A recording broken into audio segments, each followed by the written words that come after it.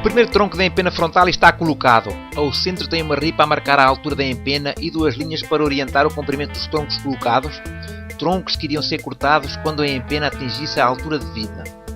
As empenas foram marcadas de modo a que o telhado ficasse com uma boa inclinação. Na altura ainda não sabia bem que tipo de cobertura ia colocar na cabana, mas o desenho que idealizara para o projeto assim o exigia, e é sempre bom existir um escoamento eficaz, mesmo tratando-se de um telhado muito pequeno. Os troncos das empenas foram colocados normalmente, agora já sem encaixes para fazer, sendo cada vez mais curtos conforme as paredes iam subindo, sendo que a minha ideia era cortar as empenas no final, pensando que assim seria mais fácil e que o corte ficaria mais certo.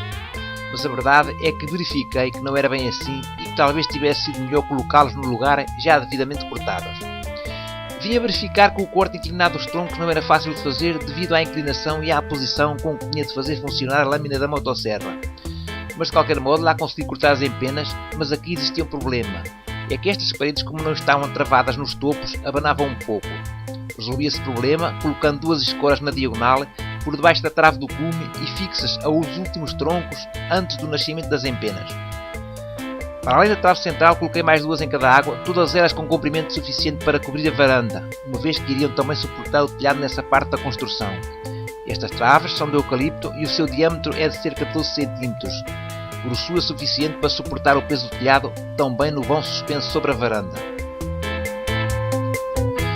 Nesta foto estou a cortar em diagonal o último tronco colocado numa das paredes laterais. Os topos destes troncos ficaram um pouco mais compridos do que os que estão por debaixo. Isso faz parte do design da cabana, assim como o seu corte em diagonal. Disse que tinha colocado a trave central e mais duas em cada água, mas na realidade foram mais três, como é possível verificar nesta foto, numa altura em que as telhas já estão a postos no trator. A estrutura acabou por levar mais duas traves, estas assentes em cima das paredes laterais.